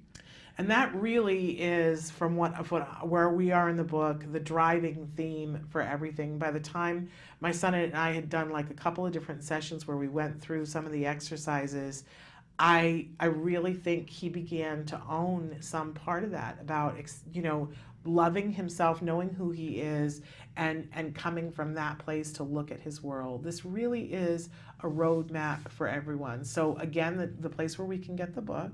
thomasisland.com. Okay. Island has no S. Right. That's right. Oh my gosh, we need to make sure people know that. ILAND. That's right. .com. Well, people had said to us, what's your secret to success? And so that's why we got the idea of writing a book together. And when I said, what would you tell people? And he came up with that mantra. I'm like, where did you get that? It came from his heart and his own journey, because he had to learn to know himself, love himself, to be his best self. And he was able to explain what it meant. And that's why we call it Your Guide to Self-Discovery, because this is something that we're leaving out of the whole process of growing up with autism. We are not letting people understand themselves and giving them a way of understanding themselves and accepting that they have challenges and gifts. Yes. You can't just focus on the challenges, because then you have poor self-esteem. You can't just focus on the gifts, because then you're in denial about the things that you do need to manage in your life. Yes. Now, for people who are watching this, what's the perfect age range for this book, do you guys think? I would say 12 and up. Okay. Because transition is another item that often gets overlooked, or planning for transition. We call this book the prequel to transition. When you do the exercises and the activities in the book to get an idea of what you like to do, where you might see your life going, and then move forward from there, this is an imperative tool. Okay. And do you think there's a certain functionality level that people need to be at for this book, or do you think it really is for most people? Well, just like anything else, everyone deserves the chance to have the process of self-discovery. So if you need to adapt the activities, give people close a set of choices, or like you did in your family, okay, here's 4 superheroes, which one? Yes. If you know how to adapt for your son or daughter, and that's what you should do. Like teachers adapt for your student. You can adapt the material, but everyone deserves the chance to understand themselves and use these tools or whatever else they can for that process. Absolutely. My son is about to be 14, and as we started to work through different things in the book, I didn't have him read every single word this go round, but Tom, there's some amazing things that you say in the book that I want to make sure that he reads eventually. It's just that I wanted to get to the meat of the exercises, but I can see this being a book that crops back up in his life again and again and again, to help him make sure that he's moving in the direction that he wants to go to. As I said, an amazing book. Tell us again where people can get the book. www.thomasisland.com. No S in island. Right. .com. Available July 1st. July 1st. It's an amazing opportunity this summer to take some time and to slowly work through this book. This is a companion book for a parent and a young person who's on the autism spectrum. But again, 12 and up. So if you have a 28-year-old, it's not too late to go through this book. Some people never had the chance to figure out what they want in life, so they're just kind of drifting along. Tom said at one point, when you're in high school, life comes to you, but at some point you have to come to life. Yes. He said that, and that's where the title came from. Love it. And so it's to help people in that process of coming to life, rather than just letting other people decide for them or not knowing what they want. This is a must-have book. We're going to delve a little bit more into the book, but we're going to take a quick break and be back with more, so stick with us.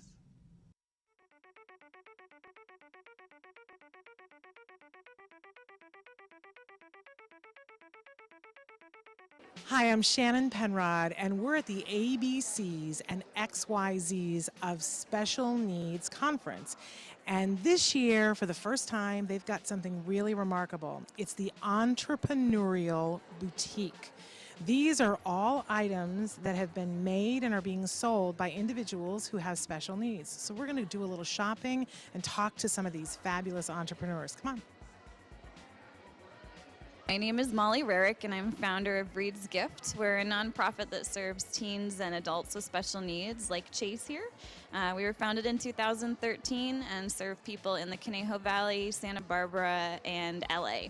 Our main objective is to give our participants the skills they need to gain a more independent life.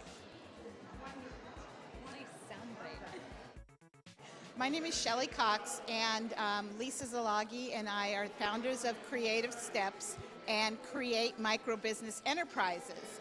And the items that we're selling here today are all made by the clients who have passions about what they want to make, and then they get the profits from what they make after we've paid all of the other expenses. We are here today because my goal is to be independent, and also I would like to share all my artwork, and I would like to sell. Thinking about at his young age being a businessman, it's amazing. I cannot be more proud.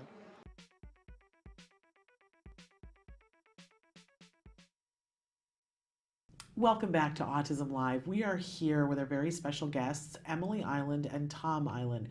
They are a mother-son team that have written a great book that's about to be available on July 1st. It's called Come to Life, Your Guide to Self-Discovery. Is that the whole title? And I had an opportunity in the last week to get a pre-look at the book and work through some of the exercises with my son. And I'm telling you, this is no surprise to me, but I find it absolutely amazing. I think it's a wonderful tool that anybody who has a kiddo who's on the spectrum, we've said already 12 and up, you really need to get this book. I think it's going to open your mind in a lot of different ways. We were just talking about during the break that one of the things that's really different about this book is that, as you said, Emily, this is not a mom, because we can talk, right? Heaven knows we can talk. That's not what this book is about. It's full of great resources, as any book that you would write, it would be, Emily. But this book is full of your voice, Tom. Yes, it is. In fact, with this book, what's unique about it is it offers both worlds. You have me talking to young people, helping them know themselves, love themselves, and be themselves. And then there will also be some feedback from her, because this is actually the first of 2 volumes of Come to Life. The first volume is me talking to the young people. The second volume will be her talking to the parents and the professionals. Which is amazing. It's not as if you're completely absent from this book. You're there with some tips and some things to keep in mind, because I think that's essential too. We're a part of this. Yes. And I think for me as a parent, what I have been able to see in books in this area, there's either a book from somebody who's on the spectrum, which I totally appreciate because I love hearing the point of view, but I don't always see how to implement that with what I know, right? And you give that to me. With what you're living. Right. Because it's not a personal account or a history, it's what we've learned along the way. Yeah. And things we think that could help other people. So we have the know yourself, love yourself, be yourself, which is so neglected. And then we expect people to go out in the world and self-advocate and manage their lives, but they can't because they're still conflicted about these things and they've never resolved. Yeah. And then the next thing we teach is, you haven't gotten to this part yet, is called Explore, Experience, Evolve. It's E to the 3rd power. And what it is we've got to give our young people the opportunity to experience life. Yeah.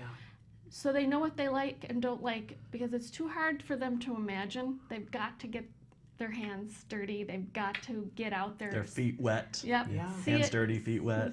See it and feel it. Experience things like Tom did it, and we describe all of the jobs he had in the movie industry before he ended up in accounting. But he needed that journey and that process to say, that doesn't work, I love this, I'm comfortable here. And we're neglecting that, especially for kids who are on a diploma track. Yeah.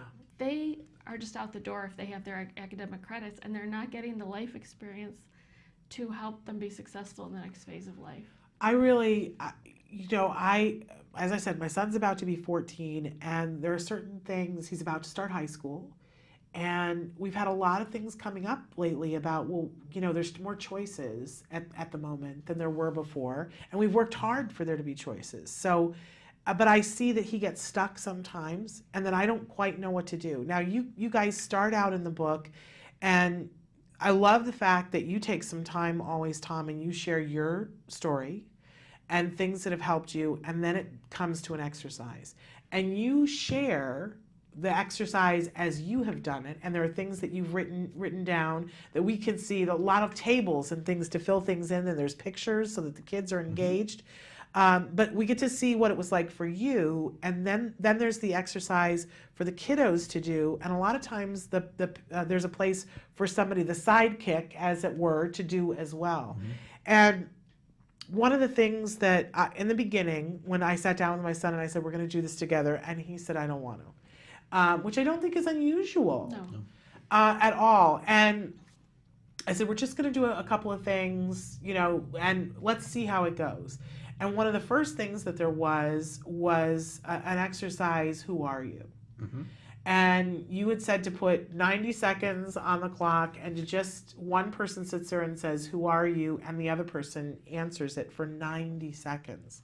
And I remember thinking, okay, 90 seconds is a really long time, and what are they thinking? Sometimes my son has a hard time coming up with words. 90 seconds, it's a long time where he's gonna get stuck and he's not, I mean, like, I was saying no to the exercise. But just like I had said to him, we're just gonna try it, we're just gonna do it. And I said, I'll do it first, because I thought I better model it for him. And we got to laughing because some of the things that I said, and he was like, what? You're what? Because you say, who are you? And I said, well, I'm Jem's mom. And he said again, who are you? And I said, well, I'm Jim's wife. And then we started talking, you know, I started answering other things that were coming up from other places, because you got 90 seconds, and we started to laugh.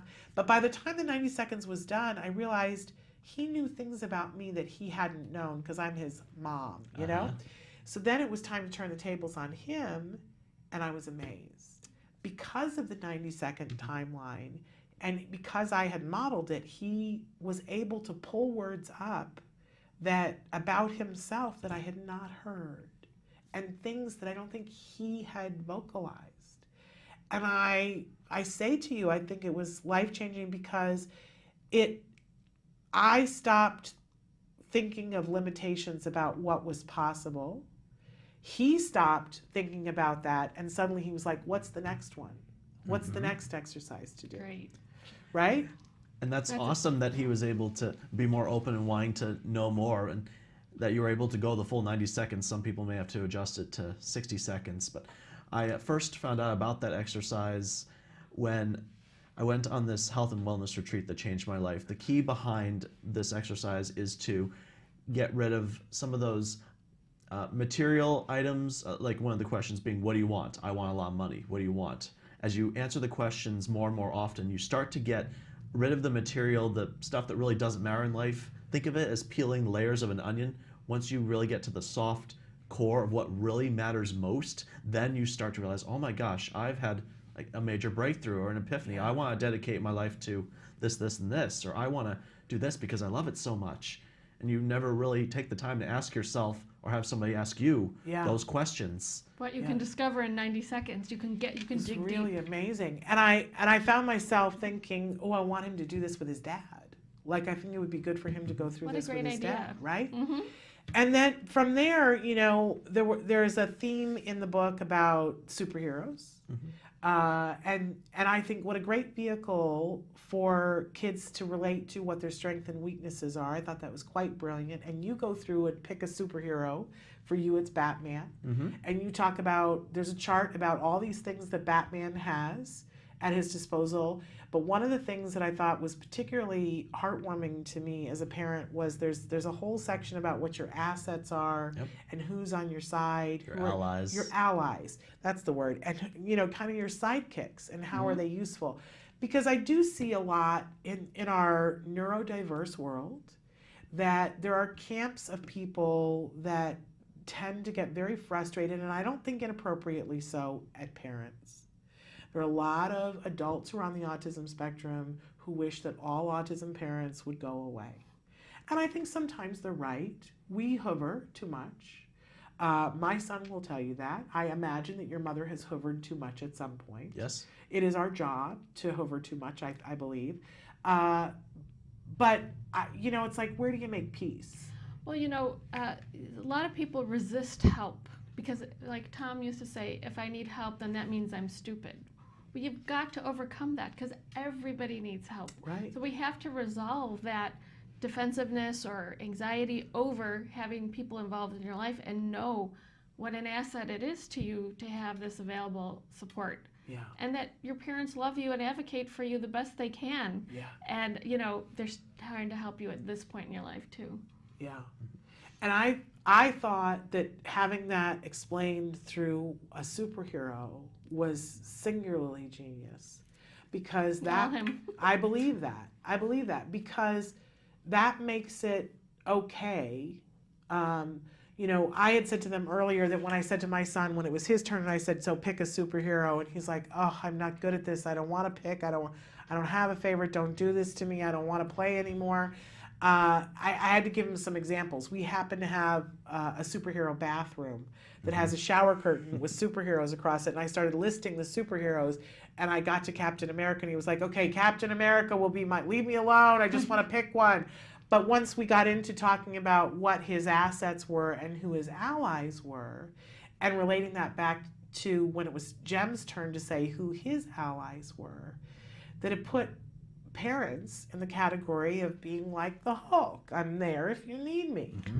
And hopefully not angry all the time. Well, there is a little bit of that, right? But that suddenly I saw that sort of arrange something in him to say, I do have people in my corner. Sometimes Captain America does it on his own, but sometimes he'll go, hey, Hulk, take care of that.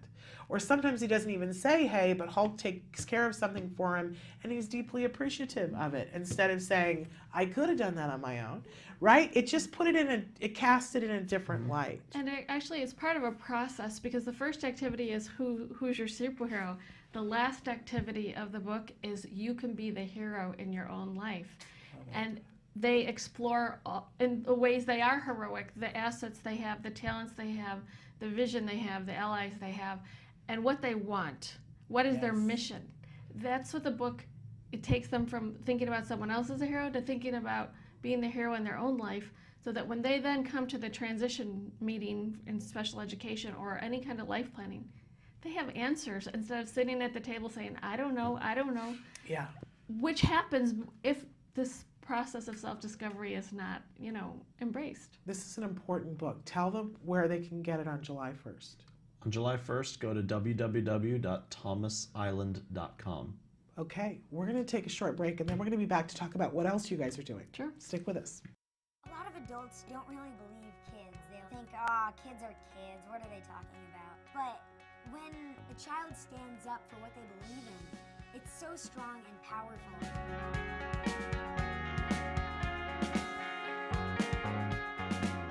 I first got involved with autism advocacy 4 years ago when my friend was diagnosed.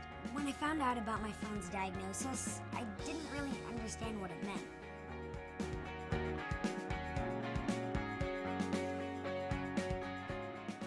But it didn't matter to me or change our friendship.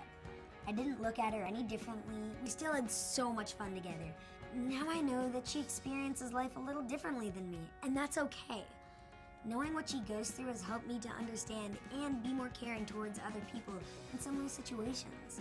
I got involved with ACT Today because I wanted to do whatever I could to help. They provide options like behavioral therapy, medical care, social skills programs, assistance to military families, and much more. Being there for my friend was my #1 priority. I've been volunteering and spreading the word about the cause via my social media platform, because raising awareness is a crucial first step. There needs to be more kids and teens involved to make sure that our voices are heard just as loudly as the adults. You may be small like me, but your acts of kindness are not. Welcome back to Autism Live. It is our great pleasure right now to have with us in the studio Emily Island and Tom Island. They are the co-authors of a new book. It's Come to Life, but then let's talk about what the subtitles are and the subtitle for the subtitle, because it's all important. Tom, tell us. Yes, so it's Come to Life, Your Guide to Self-Discovery, Helping Youth with Autism and Learning Differences Shape Their Futures. Okay, it's a mouthful, but it's an important mouthful. Right. Because we see so often that our kids, let's be honest, I mean, we're at a different age with autism than we've been at any other time, where more has been done, certainly not anywhere near where we need to get, right? But we've got more and more kids that are right in my son's age up through your age, Tom, where they got the benefit of good services.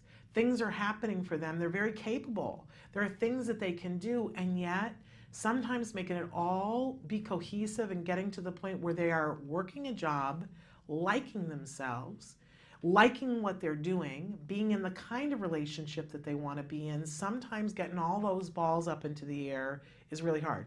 Let's be honest, that's hard for anybody. Yes. But for our kids who are on the spectrum, sometimes it feels like it's just not going to happen. And we need to change that whole way of thinking, because it can happen, it will happen, but they need supports like anybody else. And we want people to believe that they can have the life they want for themselves.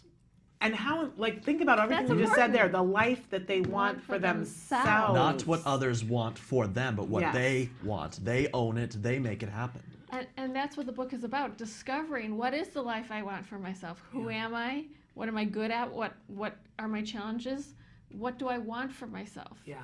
Because if we don't have that exploration and the answers to those questions, how will they ever get the life they want for themselves? Right. And as parents, every parent has ideas about what they think they want for their kids, and we have to come to peace with, no, but this is what they want. I think sometimes with folks on the autism spectrum, we as parents, are so on top of it and not always asking the questions about what do you want. But when we do ask the questions, sometimes they don't know how to vocalize what it is that they want. So if we think that they're like, oh, you don't know, let me help you, right? And we miss out on a moment in which they might have been able to vocalize and say, well, what I really want is this. But sometimes they don't know what they want, and no matter what you ask, the answer is, I don't know. Right. And that you can't drive your process forward with that. So that's why the book is about discovering the answers and exploring the answers so that everybody knows what they want. Right. And can work towards it. Even if they say they want to be an astronaut, it's okay. You can work towards jobs in that field. And we try to have people have some flexibility of thought. Well, you can only have so many astronauts, but what else do you love about science, and what else is available to you? Right. And go see it. Yeah, amazing. And Tom, you're like the perfect spokesperson for this, the perfect guide, because you were diagnosed with autism at what age? 13. 13 years old. And it's been an interesting ride for you of self-discovery. You were working as an accountant, correct? Yes, and you were talking about those conversations or people not being able to vocalize what they want.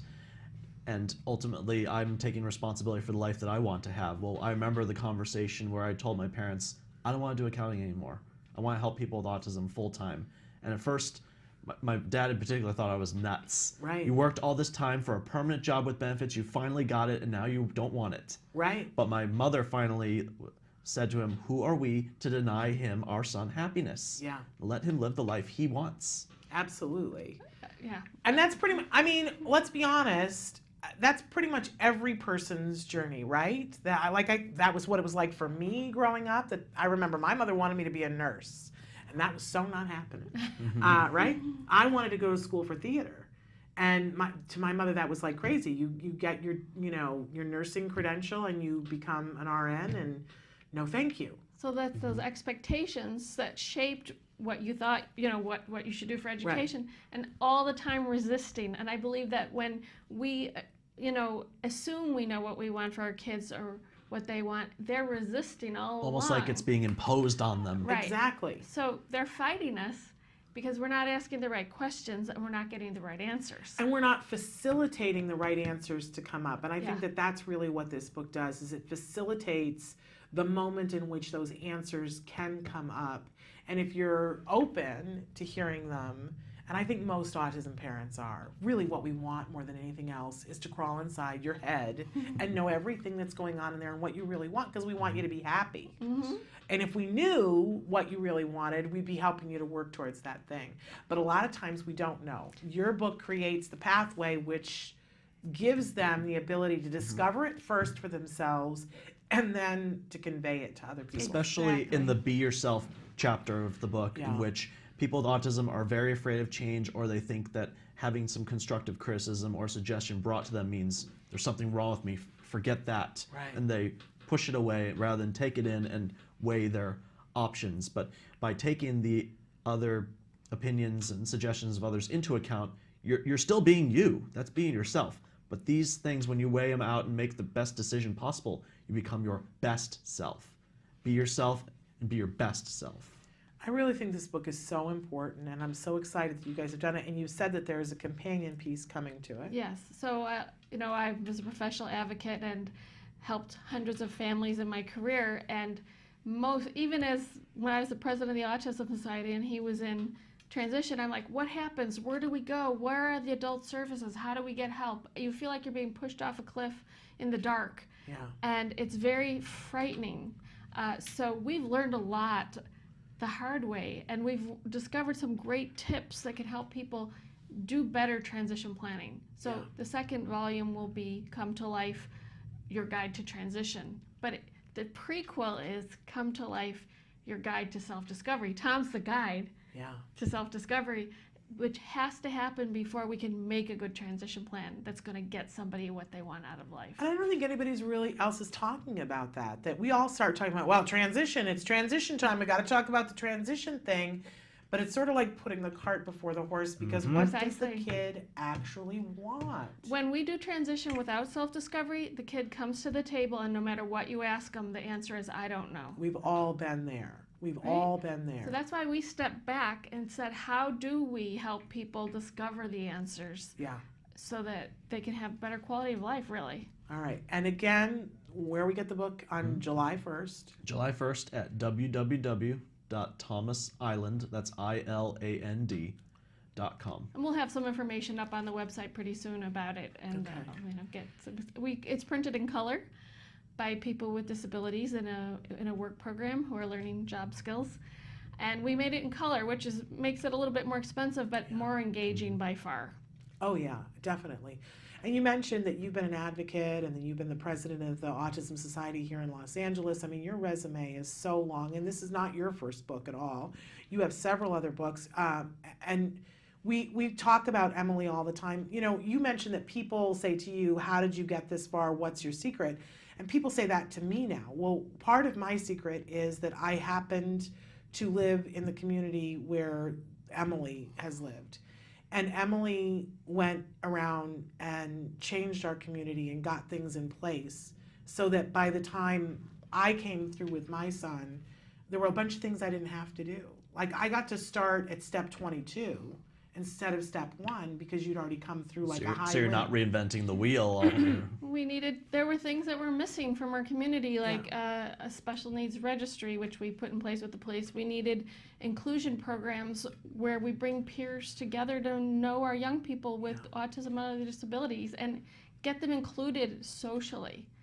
Being included geographically is not very rewarding if you're lonely and alone in an inclusive setting. So we got the Yes I Can program going, and other things that needed to happen. And of course the Be Safe program, where we're teaching youth how to interact safely with the police, because how is it possible to leave that to chance? I mean, that's what's happening, and it's not going very well. Yeah.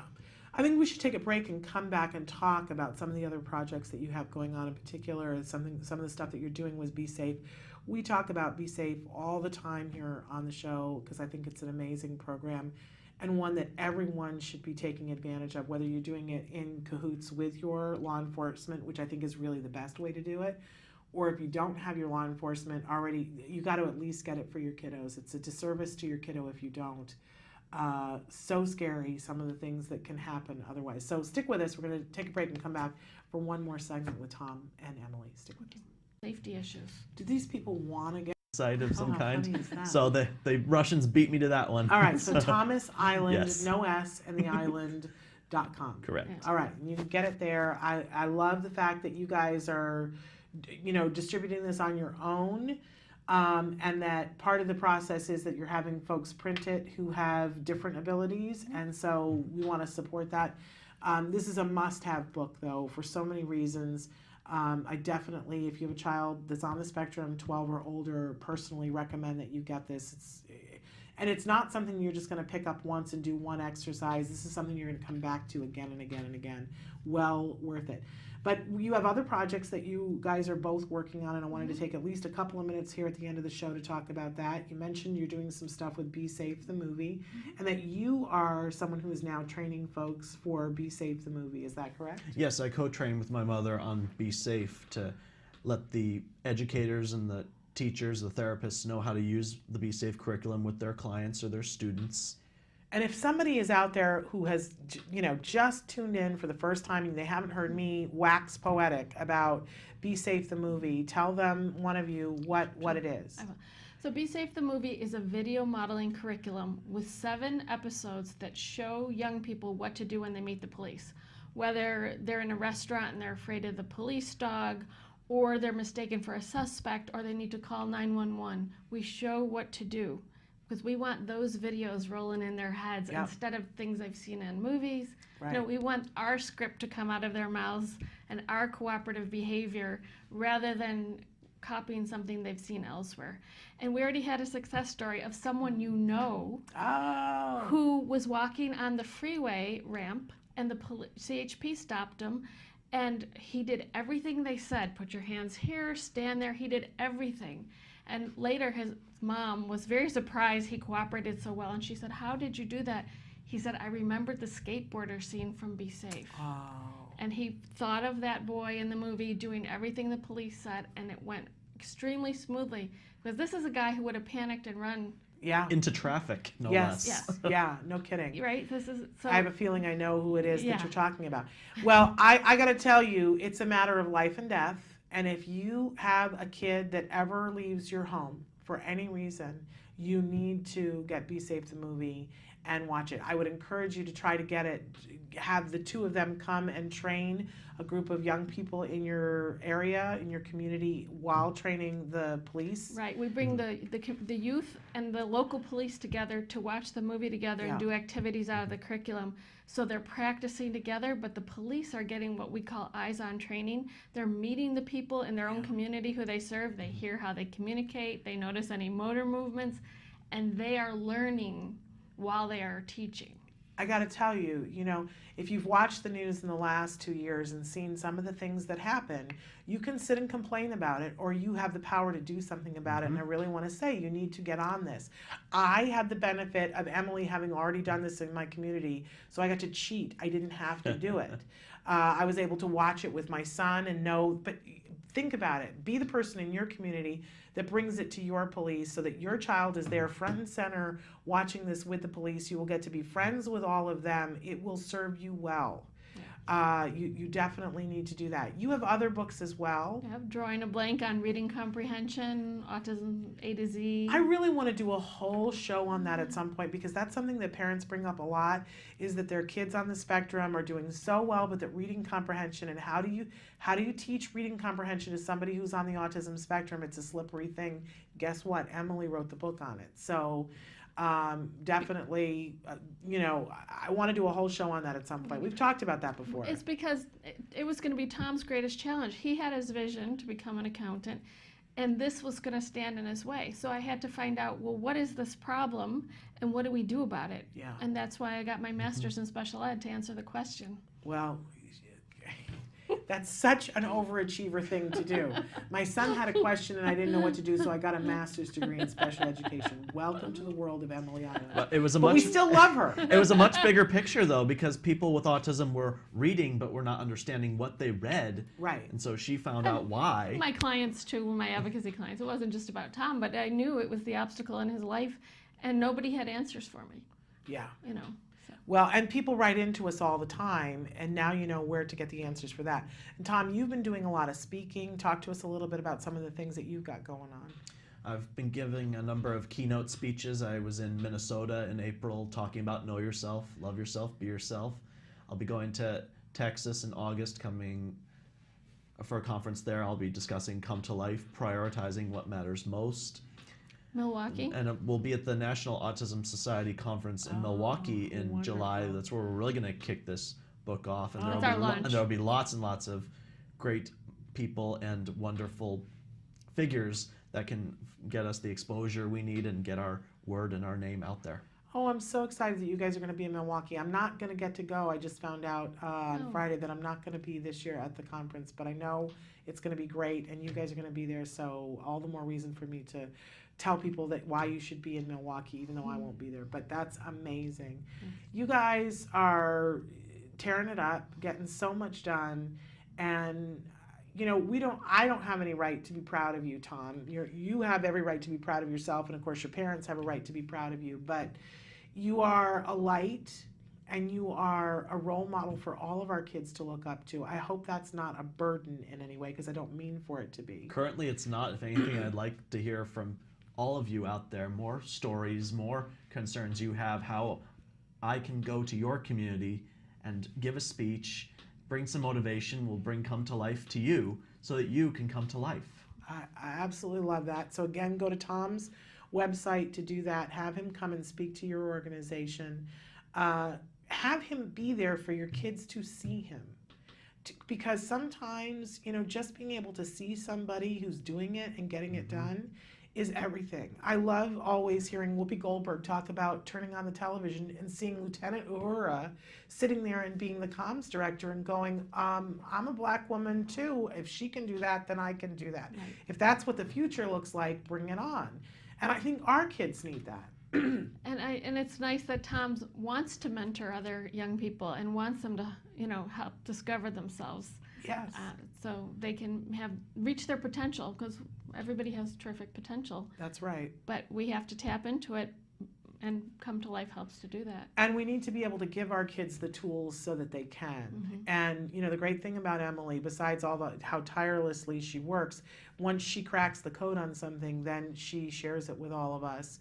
And now that you're doing that with Tom to show how you can get to that level of self-esteem, of understanding who you are, accepting that fully, loving who that is, and being able to, there's great stuff in the book that helps with executive functions to figure out, okay, so this is what I want, how do I get there?